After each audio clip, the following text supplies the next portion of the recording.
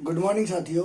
आज की जो समीक्षा है वो है नए साल में टेक्सटाइल क्षेत्र को मिलेगी नई ऊंचाई।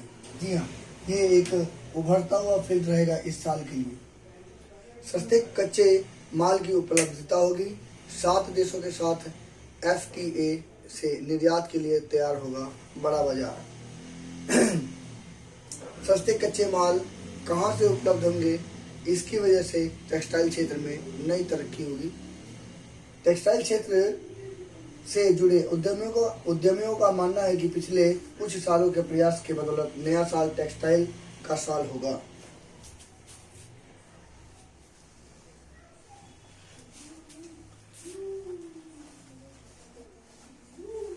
कॉटन जैसे कच्चे माल की सस्ते दाम पर उपलब्धता, प्रोडक्शन लिक्विड इंसेंटिव PLI की स्कीम के तहत उत्पादन विस्तार का मौका, श्रम संहिता में बदलाव, कम ब्याज पर लोन की उपलब्धता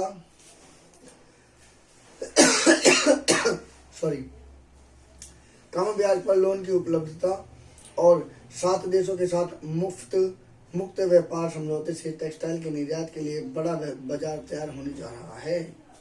जी हाँ, ये बहुत ही महत्वपूर्ण चीज है। 7 देशों के साथ मुक्त व्यापार समझौता, ये ही मेन चीज वो होगा जिसकी वजह से हमारे निर्यात बढ़ेगा। अपैरल एक्सपोर्ट प्रमोशन काउंसिल के महासचिव मिथिलेश्वर ठाकुर कहते हैं कि नए साल में ब्रिटेन, ओमान और न्यूजीलैंड के साथ होने वाले व्यापार समझौते पर अमल शुरू हो जाएगा। अगले साल यूरोपीय यूनियन से भी व्यापार समझौता हो जाएगा। इन देशों के बाजार में भारत की प्रतिस्पर्धा बांग्लादेश, टर्की जैसे देशों से है। देखिए, बांग्लादेश का जो व्यापार स्तर है वो काफी ज्यादा अच्छा है इस टेक्सटाइल की फील्ड में। तो ये कह रहे हैं कि नए साल में ब्रिटेन, ओमान और न्यूजीलैंड के साथ होने वाले व्यापार समझौता पर अमल शुरू हो जाएगा। अभी थोड़े दिन पहले ब्रिटेन के प्रधानमंत्री के साथ बहुत सारे लोग एक साथ आए थे, उनमें एक टेक्सटाइल का समझौता बहुत ही महत्वपूर्ण था। तो ये इस साल से ये लागू हो जाएगा और अगले साल से यूरोपियन यूनियन, जिसमें सारे देश होंगे, जर्मनी, फ्रांस और नीदरलैंड, सारे देश लगभग होंगे, 32-33 देश हैं, वो सारे देशों के साथ व्यापार समझौता खुला हो जाएगा, जिसकी वजह से बाजार में जो प्रतिस्पर्धा यानी कि रेस होगी, उसमें बांग्लादेश और टर्की, जो दोनों ही देश है जहां पर टेक्सटाइल के बड़े बड़े उद्योग हैं, उनसे जो प्रतिस्पर्धा रहेगी उसमें भारत का भी नाम शुरू हो जाएगा। बांग्लादेश का प्रतिस्पर्धा में नंबर 1 सिचुएशन चल रही थी जब तक उनकी जो शेख हसीना की जब तक सरकार रही, तब तक तो प्रतिस्पर्धा में कपड़े के उद्योग में बांग्लादेश नंबर 1 काफी अच्छे समय तक, काफी अच्छी पोजीशन तक रहा है। लेकिन जैसे ही सरकार गिरी, टेक्सटाइल पर भी असर पड़ा और बहुत सी चीजों पे असर पड़ना शुरू हो गया है। व्यापार समझौते से यह प्रतिस्पर्धा समाप्त हो जाएगी।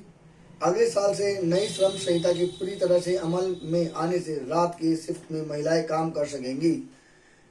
देखिए, श्रम संहिता की जो रूल है उसके अमल में लाने के लिए रात की शिफ्ट में भी महिलाएं काम कर सकेंगी।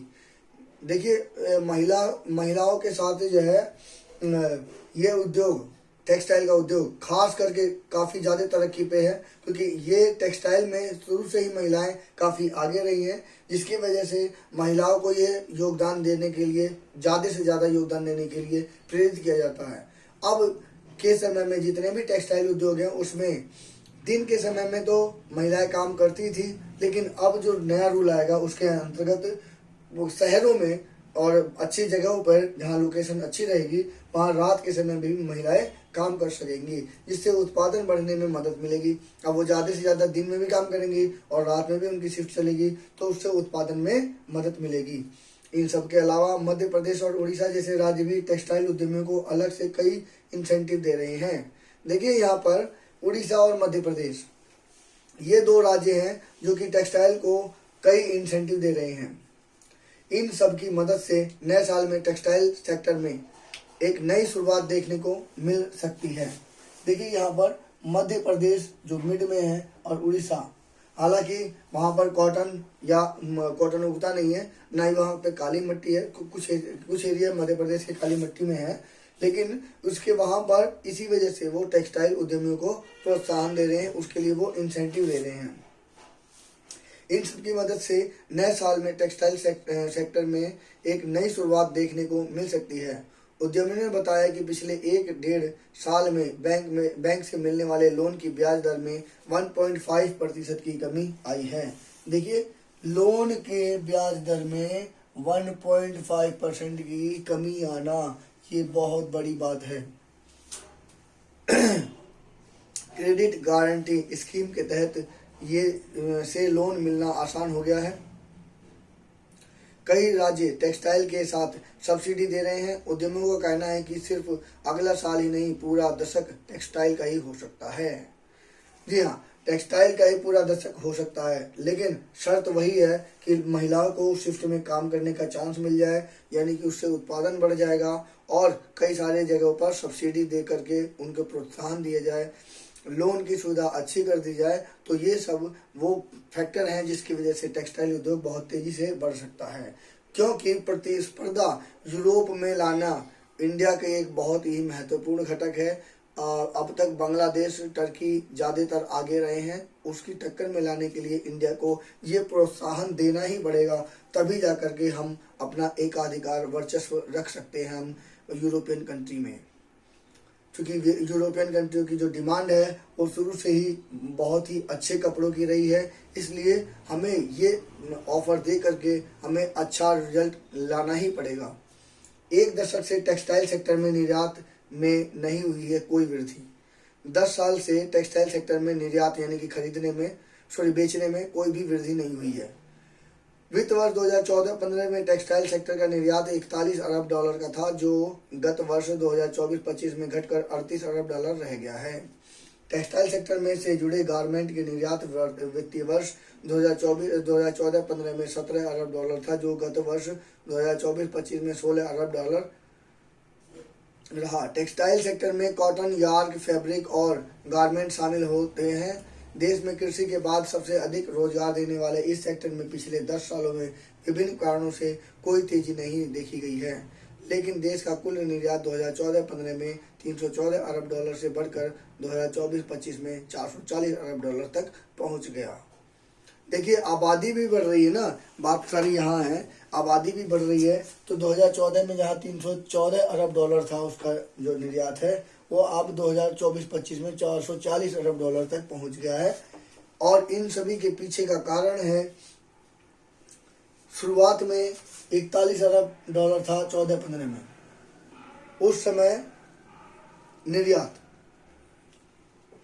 उस समय के बाद से नए नए परिवर्तन हुए, कभी कोरोना आया, कभी सिचुएशन बदली गई, तो इसके जो सेक्टर में, निर्यात के सेक्टर में कोई भी वृद्धि, खास वृद्धि नहीं हो पाई है, क्योंकि उसमें काफ़ी समय तक बांग्लादेश ने अपना प्रभुत्व दिखाया। जब खास करके शेख हसीना के काल में बहुत ही अच्छा कपड़ा उद्योग बहुत अच्छा निकला और बांग्लादेश ने पूरे वर्ल्ड में एक बहुत बड़ी छाप छोड़ी।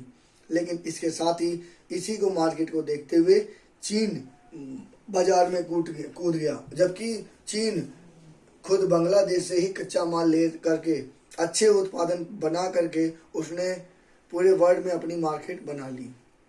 तो इस प्रकार से देश में कृषि के बाद यह सबसे अधिक रोजगार देने वाला सेक्टर बन गया, क्योंकि इसमें लेडीज़ों की संख्या बहुत ज़्यादा है। इसकी वजह से ये रोजगार देने वाले सेक्टर में बहुत बड़ा योगदान ये सेक्टर देता है।